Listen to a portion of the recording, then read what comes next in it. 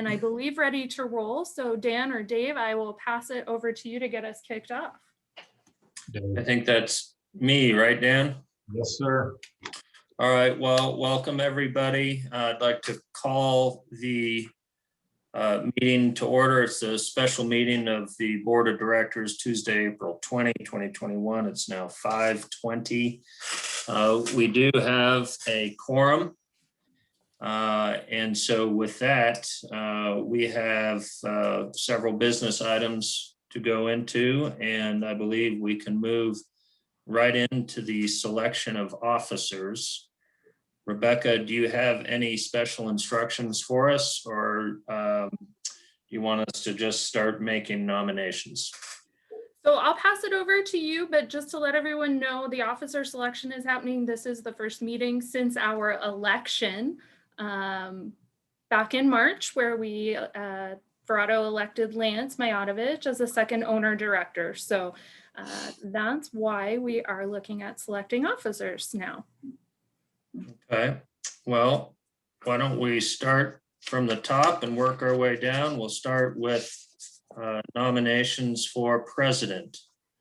We have, and by the way, as I understand it, you can nominate other board members, or you can self-nominate. So we'll make nominations, any brief discussion, and then we will vote and authorize, and we'll go one at a time. So why don't we start with president? I'll vote. I'm sorry, Ray, what was that? I will nominate you.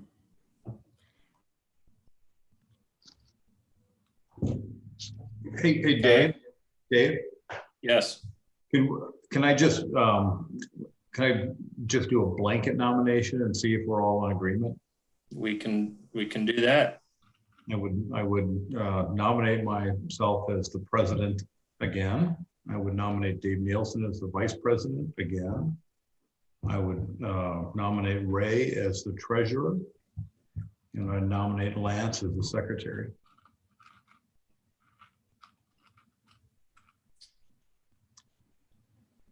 I'd second that. Any discussion? So if Dan, was that a motion? It's not really a motion that we do, because it's not a public. If we're in agreement, we're in agreement.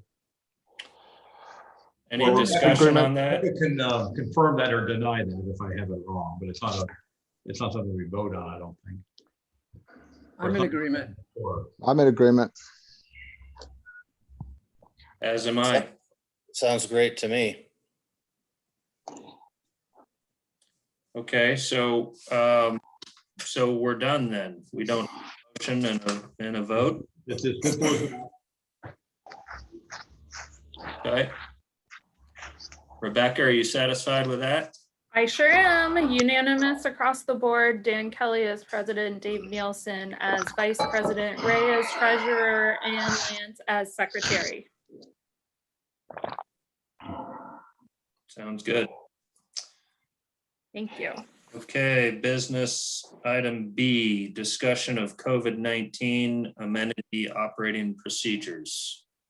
And I asked Dave to have this put on the agenda just because it's been a year since we kind of put the policy or day-to-day operation aspects to the VCA. A lot has changed since then. A lot more is known. People are vaccinated. Rules are out there. Liability laws have kind of been either pushed or have been ratified. So I just want to give the board the opportunity to weigh in if we want to change the policy or leave it currently as to the discretion of the VCA as things get changed, or do we want to open things up? What do we want to do? And it's really a discussion point for the board.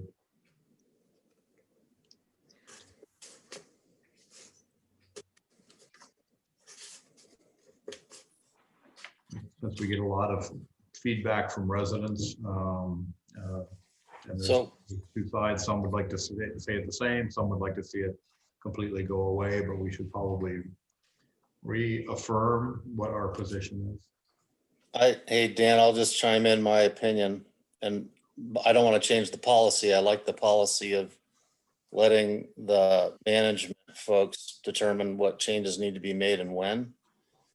And leave that to their discretion, and they're following all the pros. At the same time, I would just ask them to maybe look at what other communities are doing and look at what other gyms are doing. So like the gym that we go to is kind of a mask if you want to policy now. It's totally optional. And that seems to be working pretty well for them. I don't know if that's great for us or not, but I just want to throw that out there, and I wouldn't be opposed to a little bit more openness. I would say my gym's about the same thing. The only thing that they've done is they spaced the equipment a little bit better. But other than that, mask is optional, but they recommend it. But I would say only about maybe 50% of the people are wearing them. Right. And I'm okay with that. Yeah, me too. I would agree that, we should look at relaxing the current rules a little bit with what's going on. So does the board want to know what the current policy, what we're currently doing? That So- would be good. Yes, Okay, please. Let's have a baseline. yeah, so right now, the only COVID policies that are still in place is we ask that people wear masks when they're inside, which really at this point now is simply checking in and going up the stairs to fitness or checking in and going out to the pool. We've never required masks in the fitness center. That's always been optional. We still do have some equipment marked off so that we can maintain. We're looking at actually the 3 feet of physical distancing, not the 6 feet. And then we are not allowing guests in the fitness center. For obvious reasons, it's a pretty small square footage and our residents take up quite a bit of space. So those are the only policies that are still in place. And then the last one is for private reservations at the Heritage Swim Park.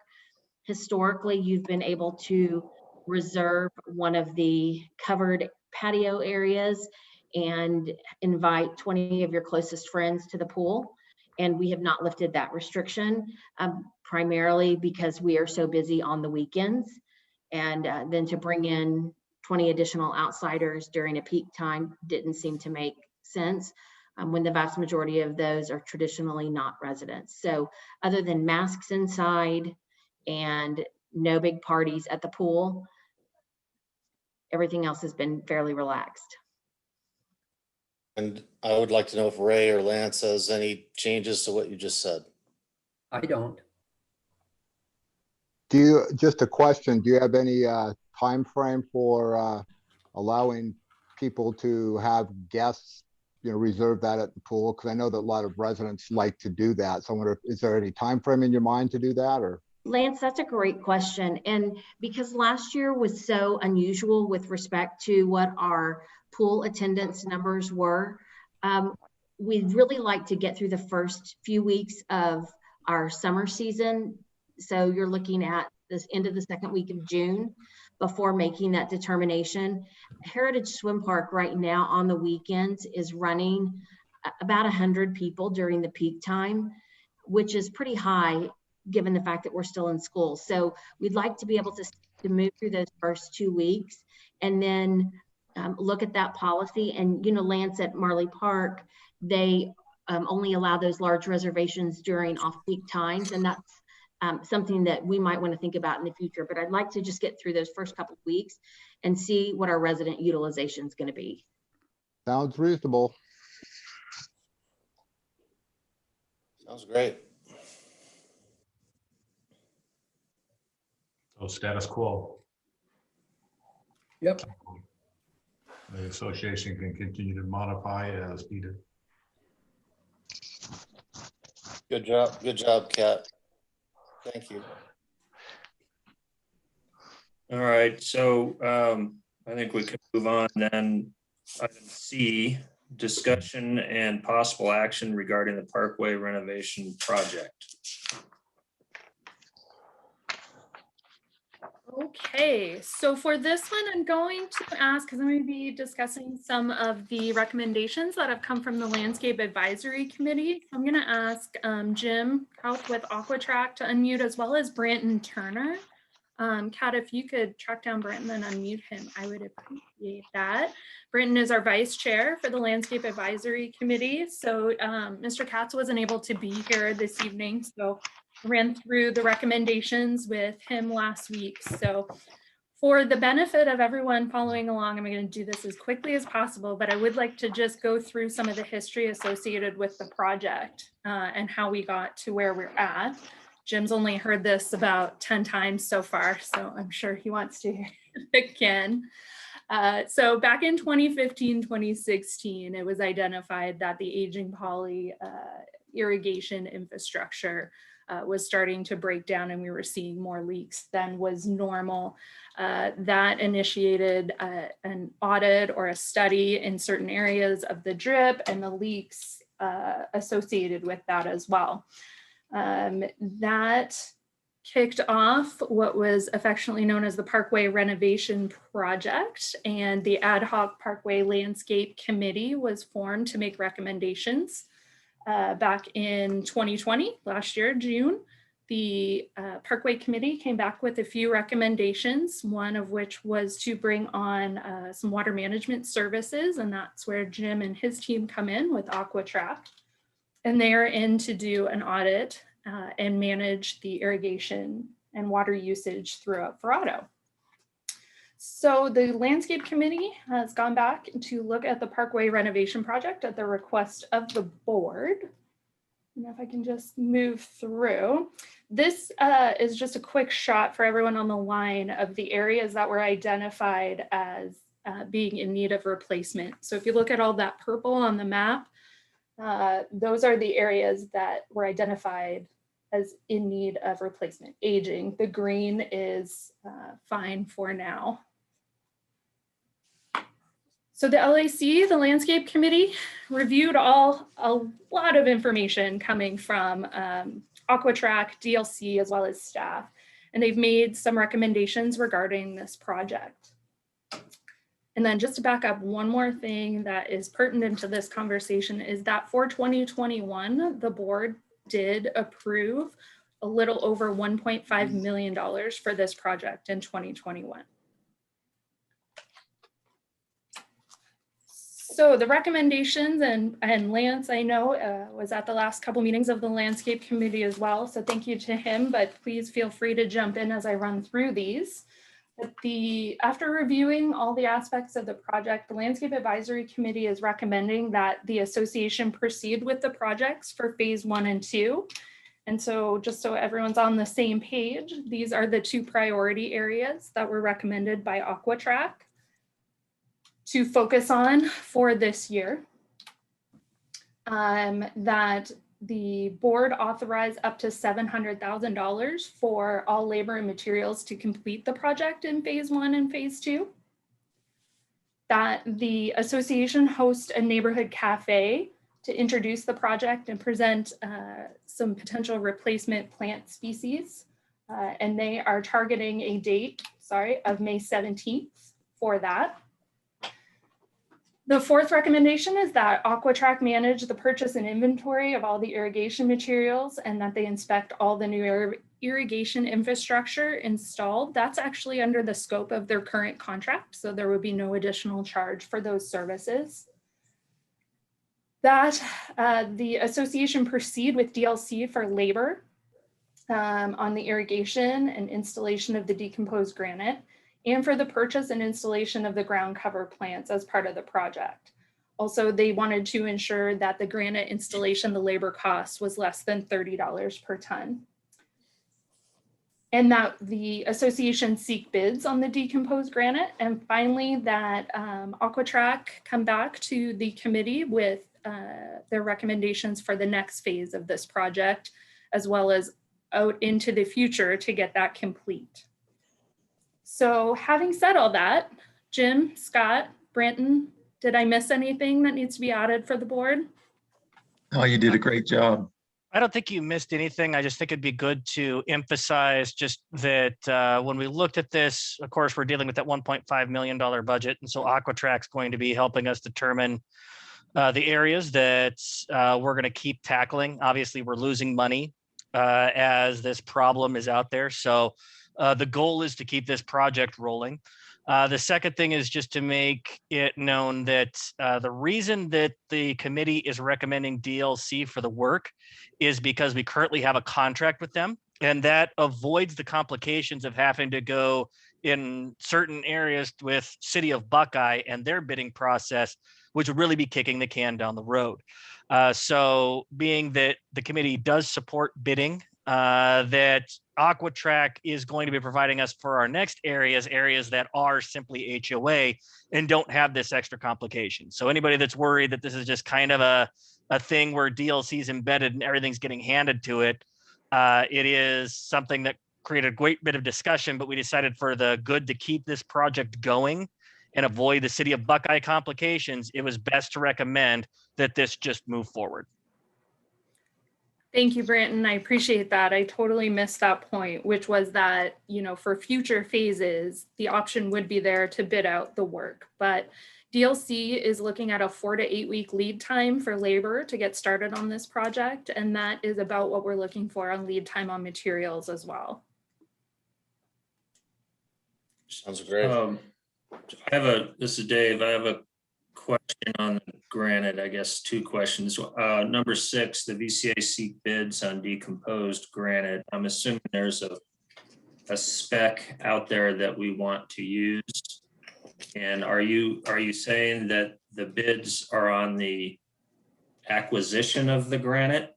In other words, the purchase of the granite or the supply of the granite, I guess? Yeah, so that correct. So what we looked at was basically there's, as Jim will tell you, there's one place to get the saddleback brown, and that's West Valley Rock. So really, you're going to pay whatever they pay. What we're talking about is actually the labor to spread it in order to make sure that we're not just bidding to put, a new 3 inches of granite everywhere it may not be needed, or put a certain amount of granite. So we're really only talking about $30 per ton to spread it. The amount of material we need, Aquatrac will be providing to us. And if we need extra delivered, we'll get extra delivered. So. And so Dave, to your point as well, we actually have as part of our operations budget for this year, a significant amount of granite coming in as well. So we've actually done quite a bit of legwork to get that priced out and get the very best price we can. I guess I was just confused by it, that number 5 says DLC is going to be contracted to purchase and install the ground covers and the decomposed granite. And number 6 says VCA is going to seek bids on decomposed granite. I believe the number 6 was for the acquisition, and then the limitation was on the labor rates. I guess. But how do you see, if there's one place that provides the saddleback brown, it costs 30 cents a ton or whatever it is, how do you seek bids on one supplier that has the one spec? Don't you just go get it? Correct. That was the recommendation, is that the board purchase the rock directly from West Valley. There was not an intention to ask the contractor to make the purchase. Got it. So not so through bid, but direct buy. Correct. Got it. Okay. I have a couple of questions. One is on projects 1 and 2, will those be done concurrently or sequentially? Depends on the labor that's available. I believe as of right now, it's going to be done sequentially. Okay, will they both be done by the end of the year, or will they lag into next year? They should be done by the end of the summer without being too presumptuous, but most certainly by the end of the year. Okay. Jim, is that something you wanted to speak to? Yeah, the only difficulty in the whole project, and it's a very simple project, is the areas, and Scott Rowan will address this as well, where you have a lot of root material that you're going to have to dig through, where it's going to be, cumbersome to try to drop the pipe in the ground. But the main parkway area, Verrado Way and all of that, you know, that's a piece of cake. It's when you get up and down these streets where you have the tree roots that it's going to slow it down. Scott, you want to chime in? Well, let me tell you why I'm interested in the answer to that question is we're going to be looking at budget for next year. And key to this is knowing what the offset to the water will be for phases 1 and 2, so that we know going forward what is going to be the impact on the budget next year. In other words, we're laying out $1.5 million this year. Does that mean next year we get a $200,000 savings in water? What is going to be the offset? No. As a result of putting these two projects in from a budget perspective, so that when we get around to making the budget in the fall and you've got these other projects on, we have a feeling about what the budget hit's going to be for next year. There won't be a big offset this year because we're dropping the pipe in the ground. We're planting some new plants out there. We're running water, we're running tests. I don't really, this year, the 2021, I wouldn't expect any big offset. Your offset's going to come the next year's. Well, that's right. That's exactly what I'm saying is, so when we do the budget for next year, okay, we're going to be coming up with more money for this project, but are we going to have an offset in 2022 as a result of this water of the two projects we're doing in 2021? And will you be able to ascertain what that offset might be, relatively speaking? Just a guess would be, and I looked at this, we did the linear footage and looked at it and looked at our audit findings for the issues with the poly in this area.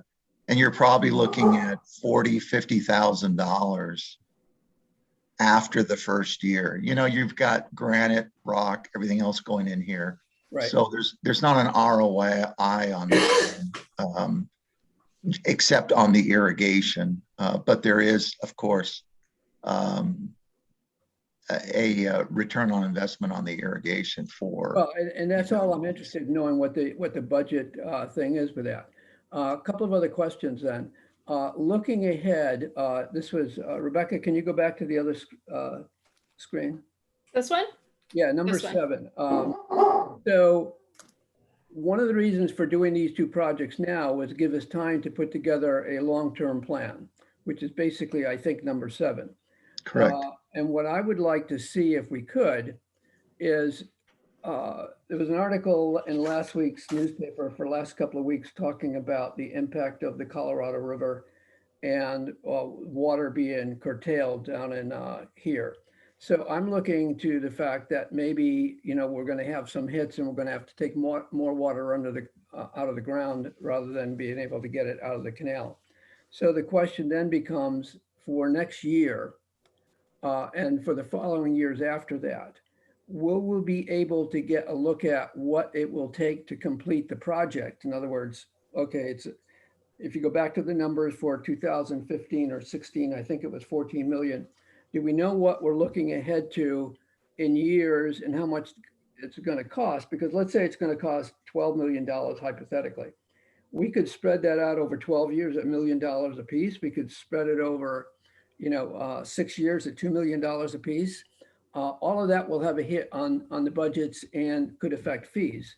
So that's why I'm sort of trying to see if we can come to grips with what the budget would be for the entire project, then look at the offsets. If we're taking more water out of the ground, that could significantly increase our CAGR fees. If we're using a far lot less of water, that could reduce our CAGR fees. So do you think we'll be able to get a plan for the total project and then just focus in on the details of it for the next 2 or 3 years? So at the end of this year, if we've got the money for next year and we say, okay, now we're going to go out to bid for the next 2 or 3 years, get a vendor in, give them a 2 or 3 year project with appropriate things if they're not doing the job to get out. Because I would like to put this out to bid. And I know that the LAC discussed this at their meeting. But the idea of them going ahead with it, was my understanding was that we would go out to bid for next year and maybe the year after for a 2-year bid or whatever that period that happens to be that everybody decides on. So I just want to make sure that in the next, once we approve this project and it gets going, that someone's, and I want to put this delicately, on the hook for a deliverable, for a plan, so that we can look at for the next 3 or 4 years, start to look at what the total costs are going to be, know what we're going to be bidding on for next year, and so on. So I guess, Rebecca, my question is, who's on page 1 for doing number 7? So my understanding is that Jim will make some recommendations on the next priority areas through to completion. Correct, Jim?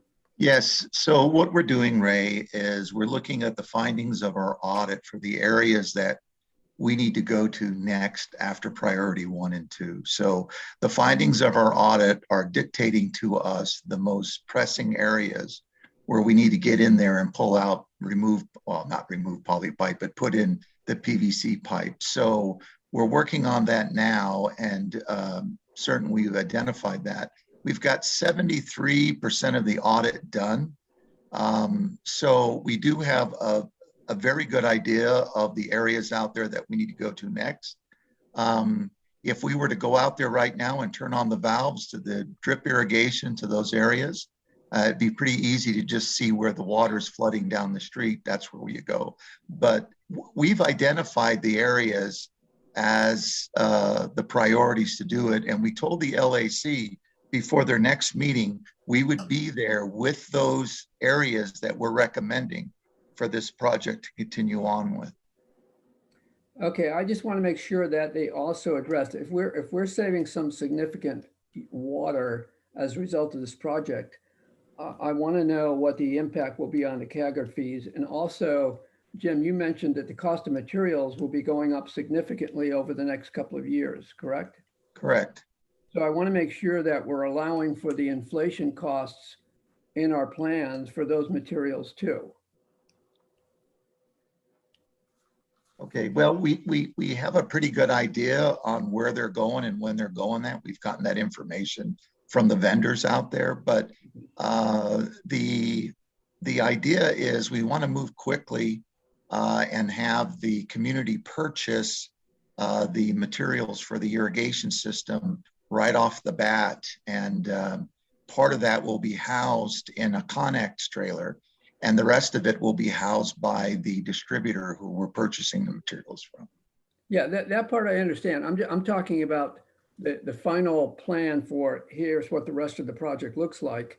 I just want to make sure that we account for inflation costs, we account for CAGR impacts, and so on. That's a good point. In that plan, so that when the plan comes back to us, we've got a pretty good realization of what this thing's going to cost, and then we can figure out how much we want to spend each year to get the different parts done. Okay, I'll make sure that that's in there. Okay.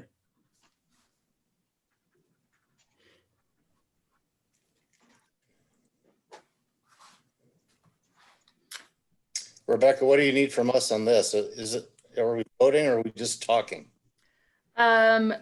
Preferably voting, so we could get this project kicked off, at least phase 1 and 2, priority areas 1 and 2. Jim might go crazy if we don't get some pipe in there soon. Well, I'll make a motion to move forward as you've presented it.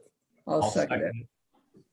All right, we have a motion and a second. Is there any further discussion?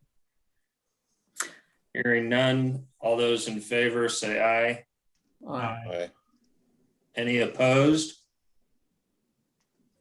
Can I ask a dumb question? Do we have any residents? Sorry, I was trying, it wasn't, I wouldn't mind, I think we should throw it out since there is a motion being made to the residents. You're right. If anyone has any comments, and let me just get back to a screen here that has the instructions on how. And I'm keeping an eye on anybody that wants to raise their hand. All right, so knowing that we voted, if anyone has any questions or any comments for the board, I'm sure they would reconsider their motion if there is any comments or questions. And we'll just give everyone a few moments there. If you would like to address the board, you can select that raise hand icon in the bottom of the participants window, at the bottom of your main window.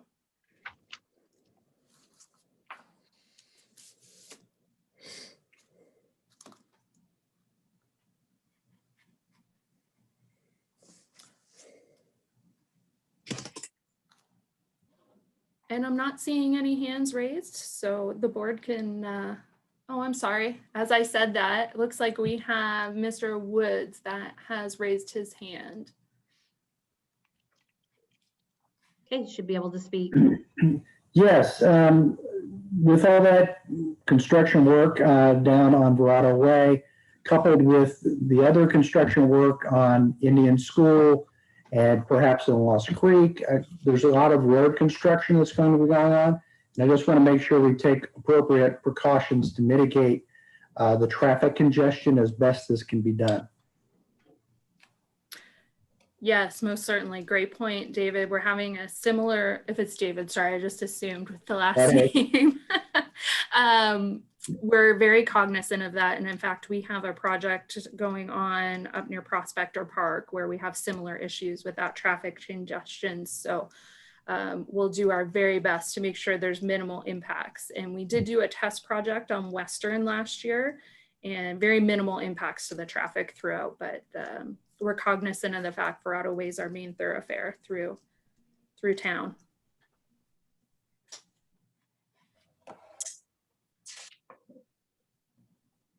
All right, if anyone else has any comments? others, Rebecca?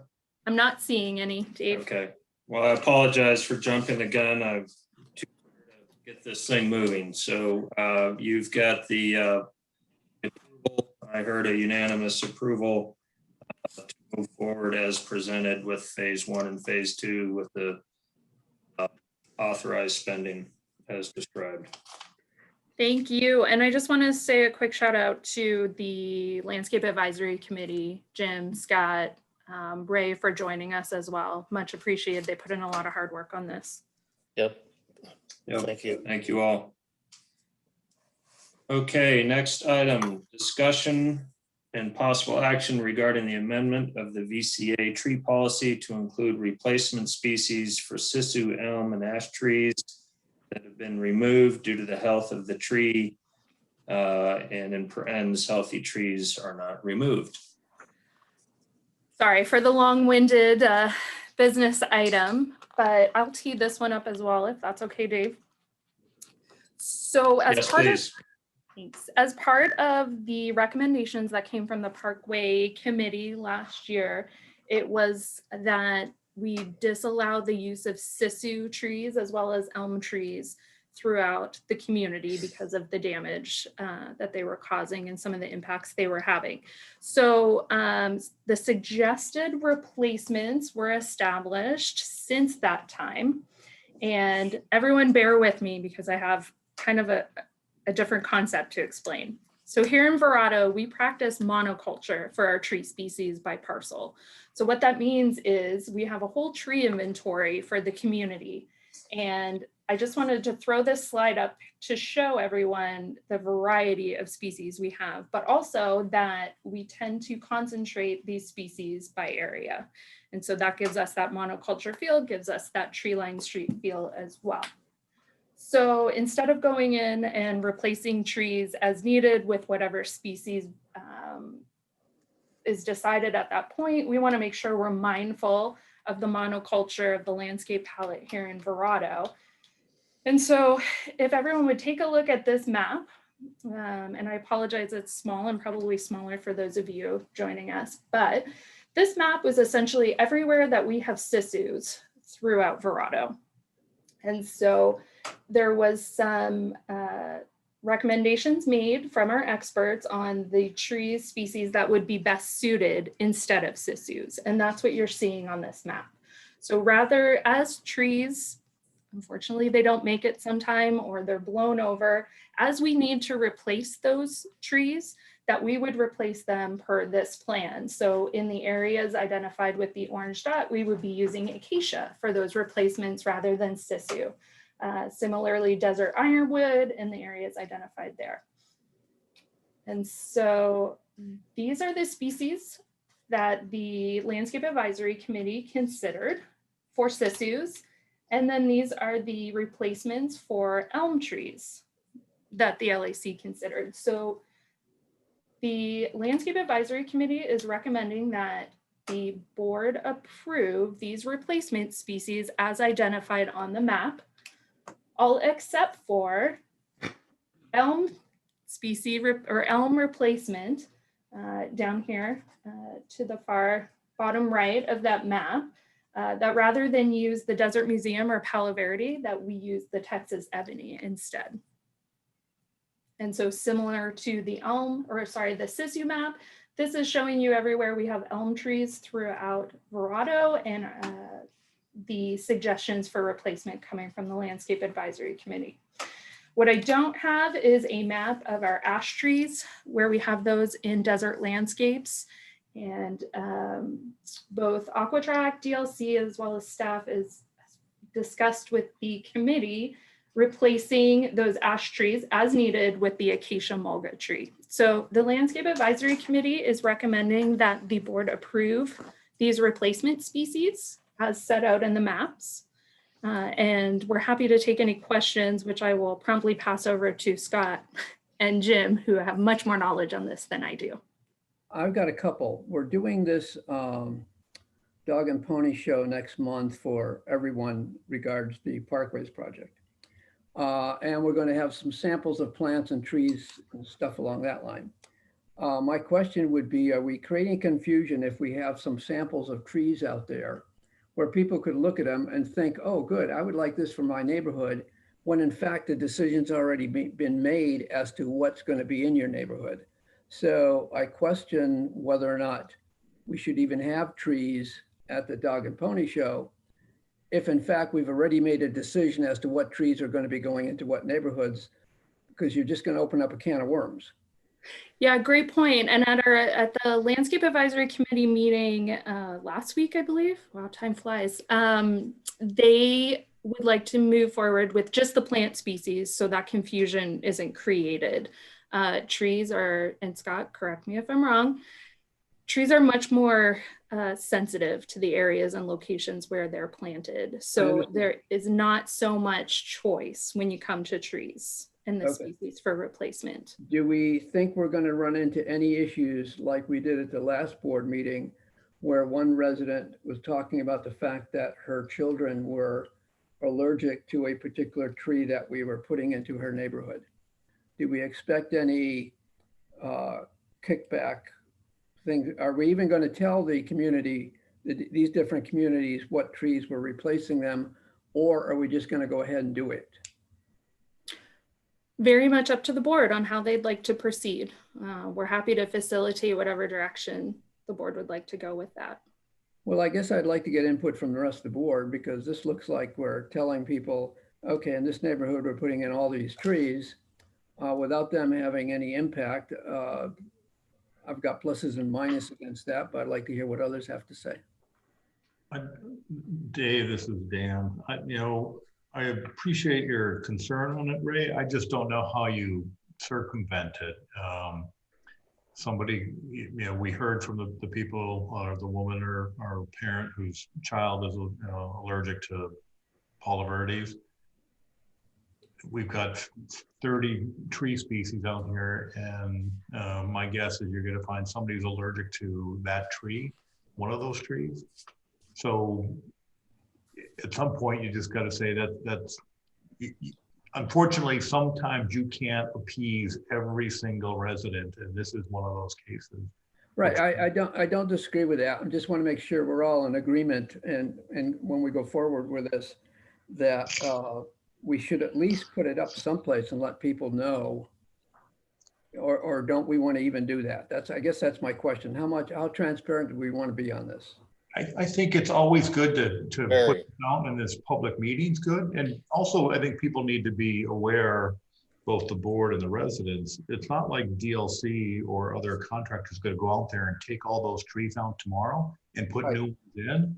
Right. They're only getting replaced, in my understanding, is if they're unhealthy or damaged in a storm. So my guess is, looking at that area, That's going to take several years to replace, and Scott can probably give me a better number than that.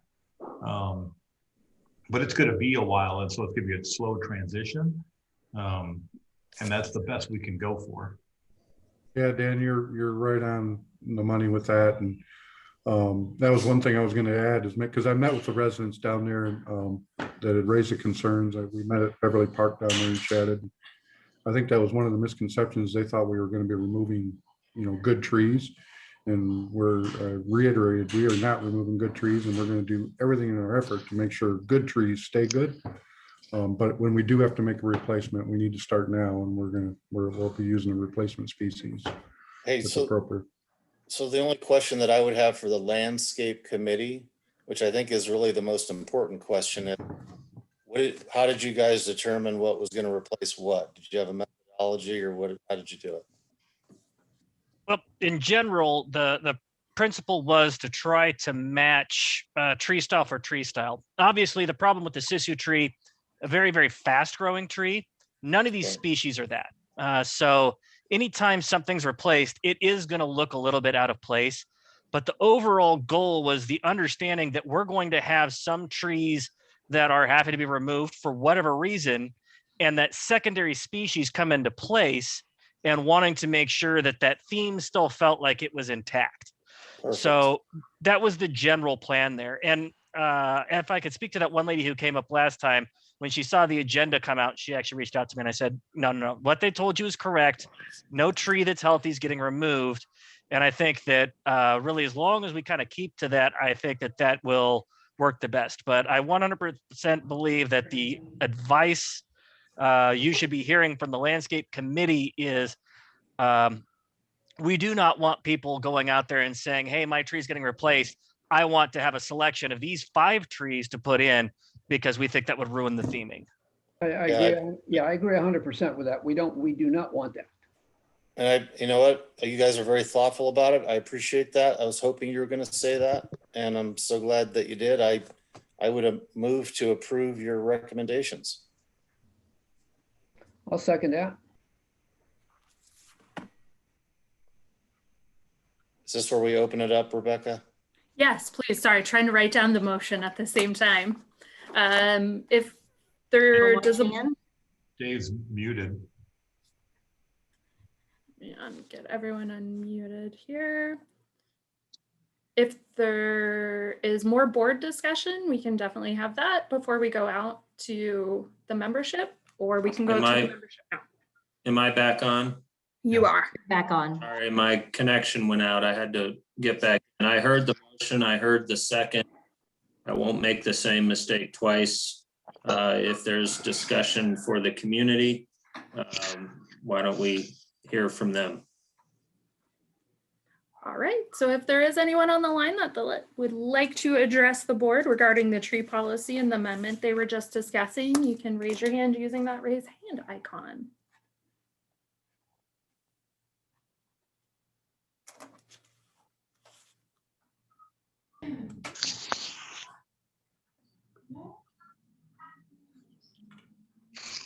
All right, and I'm not seeing any hands raised, Dave. Whenever you'd like to proceed. Okay, well, we have a motion and a second to amend the VCA tree policy to include replacement trees for sisu zone as presented. All those in favor indicate by saying aye. Aye. Aye. Any opposed? Hearing none, the motion is passed. Okay. Item E, ratification of the VCA Director of Operations position for 2021. Dave, I'm going to put a little color behind that. I requested that to be put on the board or on the agenda. And this kind of goes back a while back as the founder and part of the strategy as we move forward. Verrado. We're in this, I mentioned it before, in this odd situation that Verrado's coming up on 18 years or 18 years old. with the great recession we had, it slowed development. So normally development and the life of the community kind of run hand in hand. This got on a whack because of the recession. So you've got an aging community, and the things that we're talking about today are things that normally by the time you get that, the founder's out of the picture. And so we're going to be here for quite some time in the future. That was the driver for expanding the board, as we just recently did, to get more resident input. Creation of the landscape committee, the budget and finance committee that's coming. And so the other aspect in the long conversations with Ray over the last probably year, I guess at this point, how the community management company, DMB Community Life in this instance, how they engage with the board and the community in general. So one of the things was bringing in a director of community operations that will oversee the VCA, which is more typical that you see in communities. As the founder, we would allocate people across it and run multiple communities. Verrado's gotten big enough, it's complicated enough that it's time to move into that mode that we probably wouldn't have done if not for the recession. And so that's we've had conversations. DMB Community Life is going to go out and seek qualified candidates and resumes to bring in a professional management leader for the group. And this is really just to have a public comment or a public discussion with the board. And there's two other things I requested from DMB Community Life in the same vein in conversations with Ray. One is moving away from allocation of how employees are allocated to the project. That goes back to the founder days when they were part of us and we'd allocate people across projects. That's not usual in an industry. And so trying to get things to look and feel more industry-like, that moving forward, that DMB Community Life allocates the employees. So 100% of the people work on the Verrado Community Association. They're not in other projects to the extent possible. And I believe it's pretty much everybody with the exception of maybe 2 people. And so they're putting that in place. And then the last item I requested, again, trying to be more industry standard, is how the community life is billed to the community association. And typical is salaries, burden and fee, and then a door fee that covers everything. We currently have a door fee, but we have some other allocated costs. So that'll be getting revised. The only thing that will continue to be allocated, and if I'm misspeak on this, somebody from community life can correct me, will really be the office space. Because there doesn't matter who you have as a community management company, space needs to be provided. And so they're one way or the other, it's going to get paid for by the board. And so community life is currently under a lease contract in the office buildings. And so we'll likely just pull that out and bill it directly as a separate line item until that goes away. And then we as the board will have to determine what we want to do. Do we want to directly lease? I don't want to get into those details right now, but those are the 3 things that have been requested of DMB Community Life. And this is just kind of a not necessarily voting on it. It's just, as they say, a ratification of it. So I'll leave it open for other board members.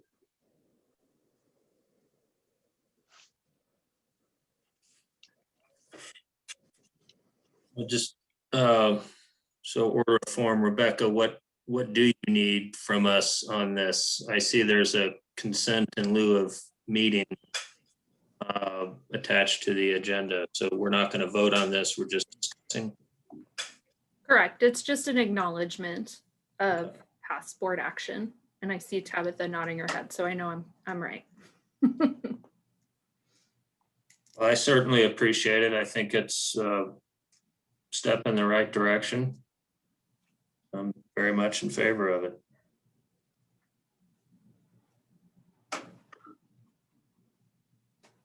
Any other discussion?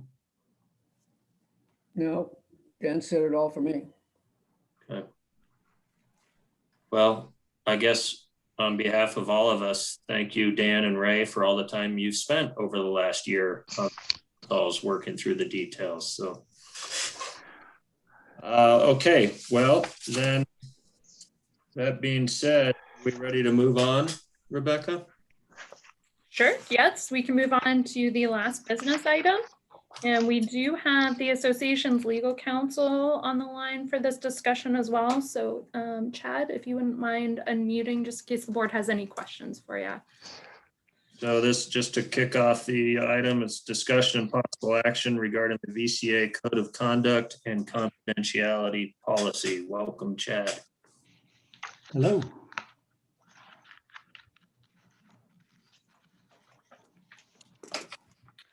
So this was requested, this agenda item was requested by Ray. So I really don't have any setup, but I have included both policies in the board's package. I didn't request it as such for an open meeting, though.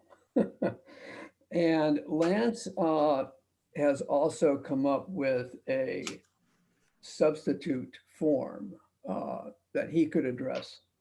Well, I could live with what they put forward, but I do have one sentence that I want taken out, which is in paragraph 15.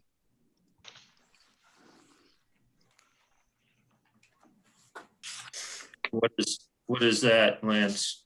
It says, after two reprimands, the remaining board members may request the board member resign or may initiate removal proceedings.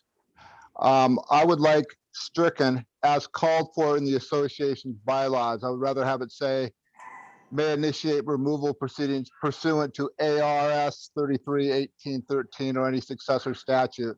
I just don't think that with ARS 33-1813 that you could bypass that statute and try to remove a board member with the bylaws. So you're saying let the state statute?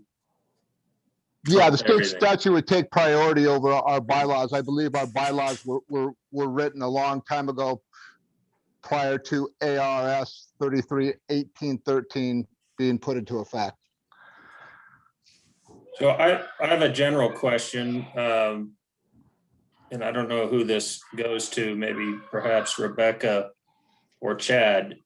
The code of conduct as written, is this fairly standard industry code of conduct, or is this something that was crafted kind of especially for Verrado?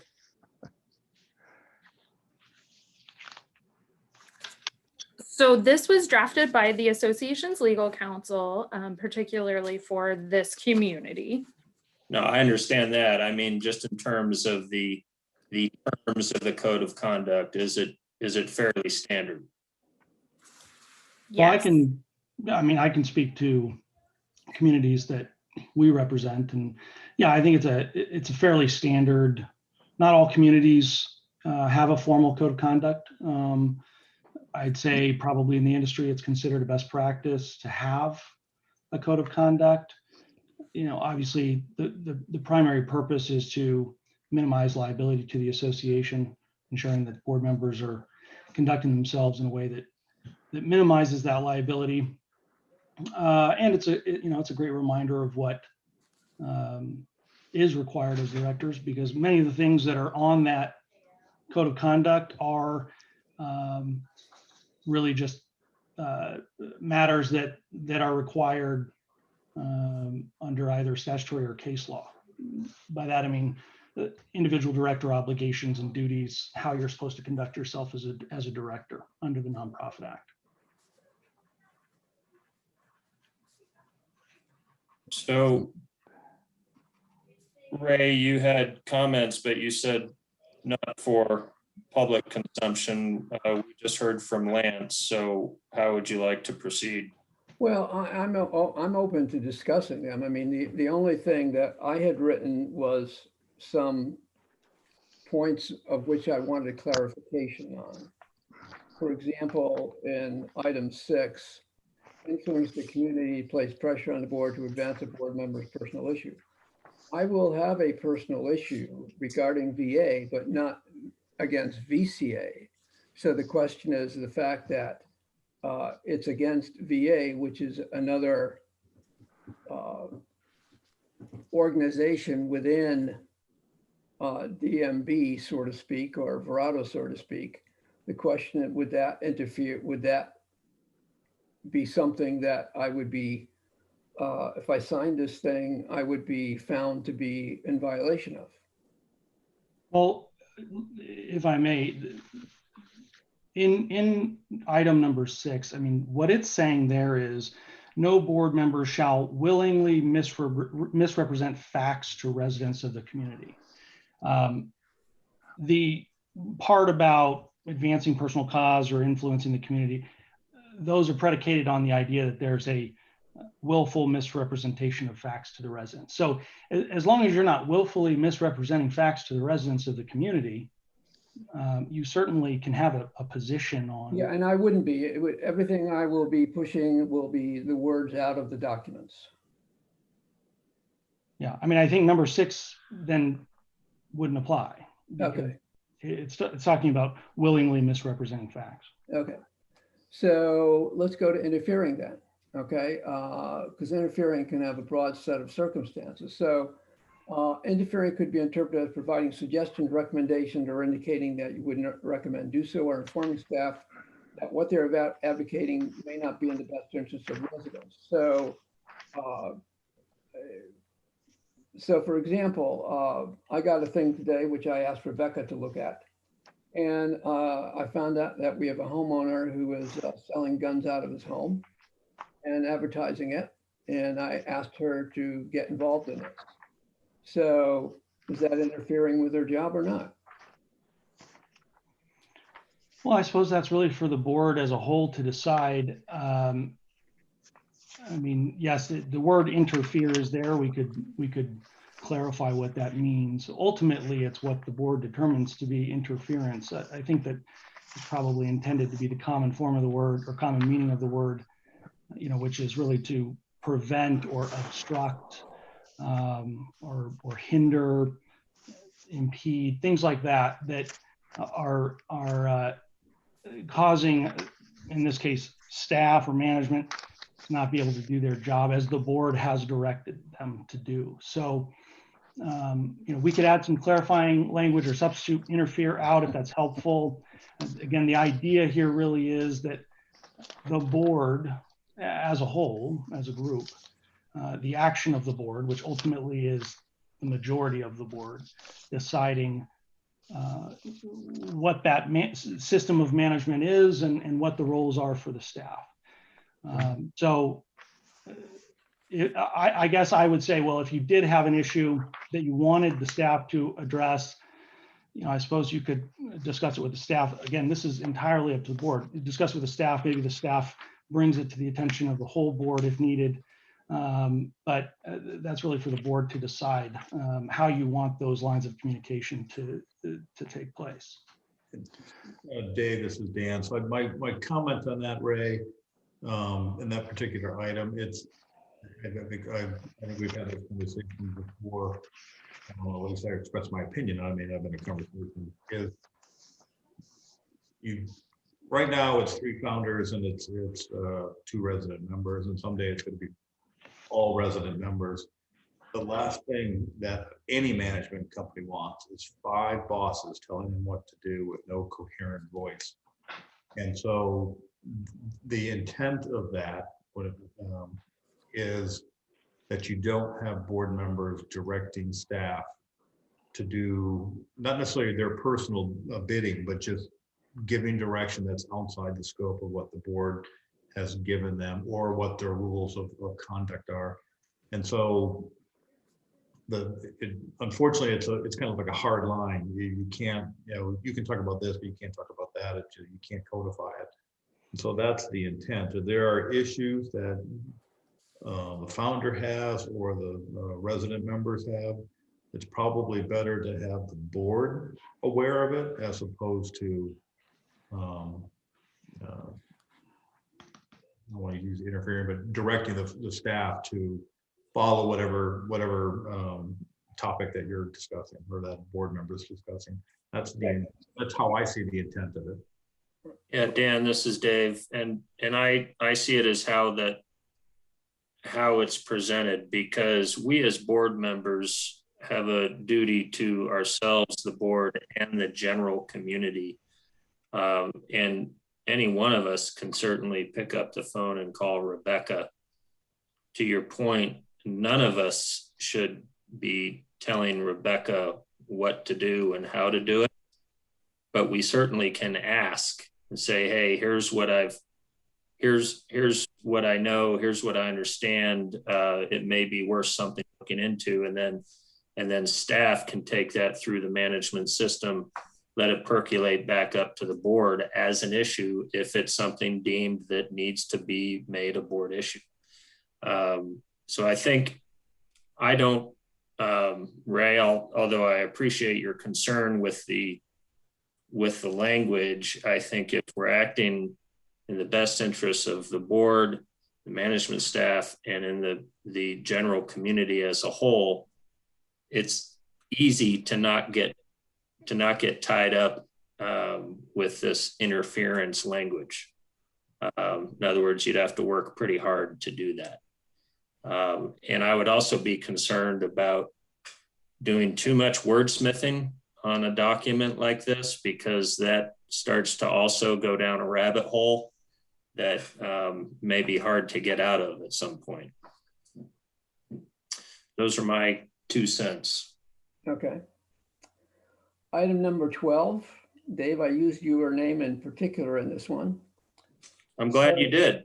So what is said in private has nothing to do with this board. I mean, I really think, if I'm talking to my wife and I said, I just talked to this board member last night, he was a real idiot. Now, I'm not going to say that to anybody else outside of my spouse, but, I did say it to my spouse, let's say, and I don't think the board has got anything to do with whatever I say to my spouse. Well, then I would recommend you tell your spouse to keep it private. Well, she sure knows that. Okay, but this item 12 says, you can't say anything to anybody in private. Yeah, I think the intent here really is to avoid the association being subject to a defamation claim. That's ultimately what that is intended to do. The association can be subject to a defamation claim through private conversation. It's not intended to, limit your ability to speak candidly to your spouse. Of course not. You have opinions about things. You can do that. This is really focused on ensuring, and again, we can add some clarity to this, but it's to ensure that, if you're voicing an opinion, the point is not to harass or ridicule is the word. You can have an opinion about someone, that's different. But if it's, the point is that it's not for the purposes of harassment or ridicule. Okay, item 13, I just don't think we should be discussing at this meeting. Okay. Agree with that. Next. Item 14, the question here is really my last sentence in that first paragraph. I know I believe that my loyalty is to the residents, and that in some situations may trump loyalty to DMB appointed directors. Okay. Only because things can turn out a certain way, and the residents, from my perspective, are the ones who elected Lance and myself. And therefore, I believe my loyalty is to the residents rather than to DMB. So we could get into situations, that could conflict here. Okay. And that's Doesn't my the- only point about that. Doesn't the association, Ray, include the residents as a defined term? I'm sorry? Maybe it's a question for Chad. The association as a defined term, the Verrado Community Association, Inc., doesn't that include the residents? Well, and what this item 14, board members will be loyal to the association and conform to the association's approved policies. What this is getting at is each director's individual duty of loyalty. Under the Nonprofit Act, you have a duty to the association, the corporation. I'm not talking about to the residents and not talking about to other directors. You have a duty to the corporation to be loyal. And what that really means is a number of things, but one of which is you're not placing your personal pecuniary interests above that of the association, that you're making decisions that are in the best interest of the corporation, of the association. I think that is consistent, wholly consistent with what you've described, Ray, in that it's, that it also is a loyalty to the residents or the members of the association, to be more precise. But as a whole, obviously, you could have a conflict between your duty of loyalty to the corporation and any single owner or resident's interests. That would be a problem. But the idea here is that you are being loyal, complying with your duty of loyalty as required under the law to the corporate entity, to the association, that you're putting its interests above, well, I should say that you are acting in its best interest when making decisions and taking action as a director. It also includes, as a subset of the duty of loyalty, the duty to keep confidential information confidential. Obviously, the associations, if it receives legal advice from its attorney and me, then that would need to be held. Its privileged communication that privilege needs to be protected. It's in the best interest of the association. It needs to remain confidential. If you're receiving confidential health information, for example, because a homeowner resident is asking for an accommodation under the Fair Housing Act, then you would need to keep that confidential. That's what we're getting to here when it's board members will be loyal to the association. It's not loyal to DMB. It's not loyal frankly, to the residents, although there may be a lot of overlap. It's your duty of loyalty to the corporate entity that is the association. Okay. Sounds good.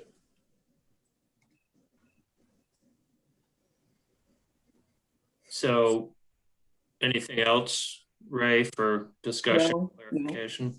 No. Okay, so this is discussion and possible action. Lance had a recommendation, and Ray, you've deferred discussion on item 15. And so the question to the board is there a motion to be made to act on, or are we deferring action on this agenda item? I wanted to make one more point. I was muted and couldn't speak. So could I make that point? Go ahead, Lance. Yeah, on number 14, I mean, maybe it would be better if the Arizona nonprofit statute that Chad is referring to was referenced in 14, because the way 14 is drafted to me seems kind of vague. So if you reference that statute, might be a little bit better. I mean, there's a lot of these duties are already implied both in Verrado's bylaws and under the Arizona nonprofit statute. But I understand Ray's concerns about will be loyal. So maybe if the nonprofit statute, which Chad's referring to, is referenced, that provides more clarity to actually what the duty is.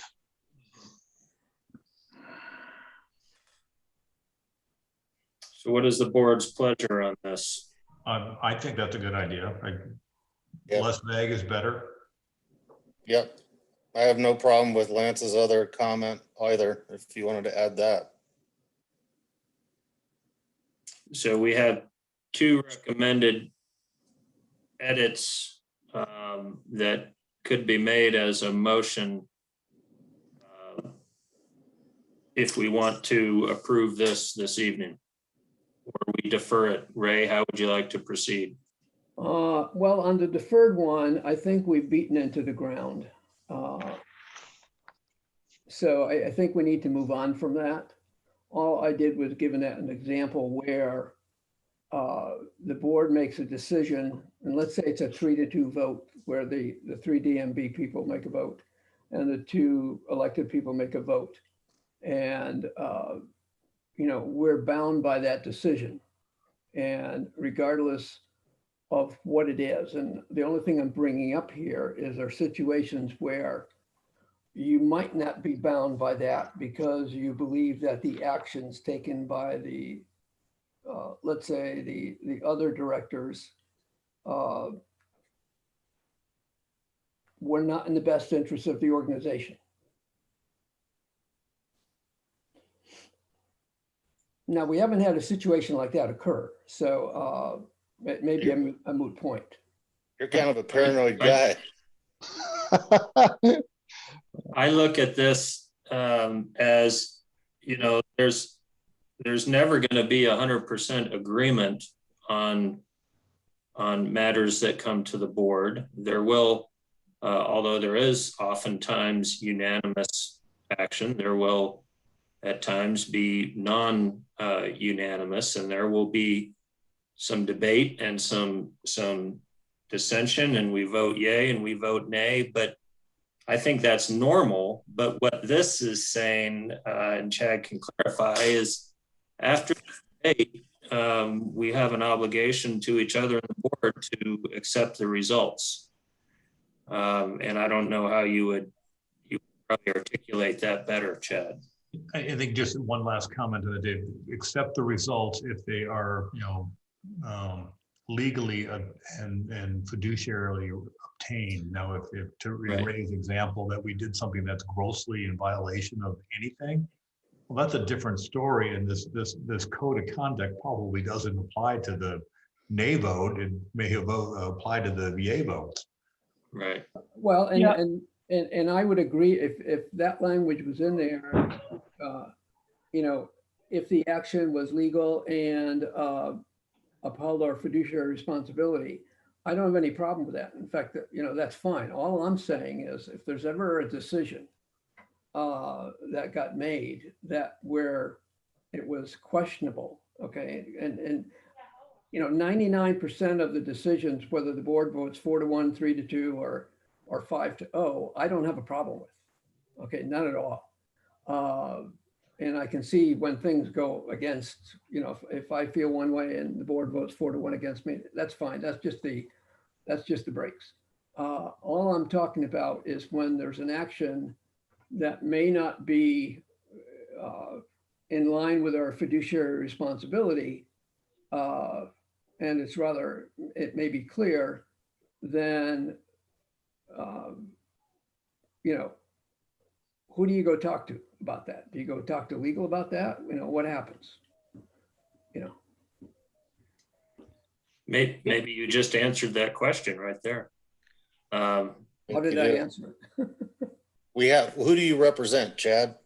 Well, I represent the corporate entity. So there you not go. Any of you individually. Perfect. And I think if there is a question about, you know, it's certainly up to the board who it wants to authorize to be able to have individual conversations with the association's legal counsel. My preference is to have it in, you know, at a meeting and if in executive session if necessary, to be able to provide my candid advice that's protected by attorney-client privilege and address an issue that may come up there in that setting. Makes sense. I'm fine with that. Yeah. So I think that here in this number 13 item, you know, subsequent to a vote, accept and abide by the decision. I mean, certainly it's inferred. There's an assumption you could be making there that it's valid board action. But abide by is really not to say that you agree with, but to say that you will act in conformance or in accordance with, because it is the decision of the board and it is an action of the corporate entity. Individual directors obviously get to have a vote, but it is the board's action. Okay.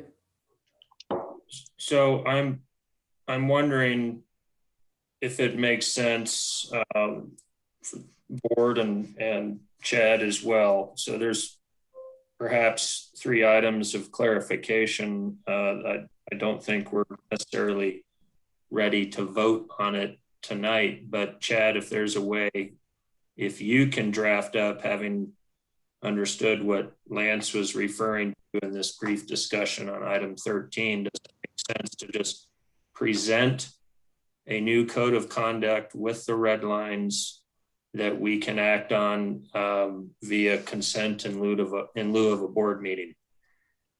Yeah, I mean, there's, from what I've heard today, is there's a few items, not significant or substantive changes that we can make, that, you know, referencing the statute in number 14, striking the bylaws language in 15, things like that.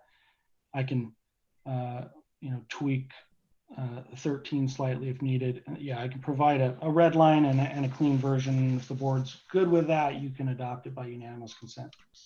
If you have additional questions, then we can have that conversation. How does the rest of the board feel about that approach? I think I'm that's okay with that. I'm Yeah. good with it. Okay, Dan, any other recommendations? No, I think that's the Okay. process we should go through. Okay. I think that's how we'll proceed then. So no action on number F. And with that, that is the end of the business items, and we may adjourn. There is a motion to adjourn. I'll make it. We have a motion, and I think I heard a second. So Yep. Meeting is adjourned. Thanks, everyone. Thank you. Thank you. Thank you all. Thank Bye-bye. you. Thanks.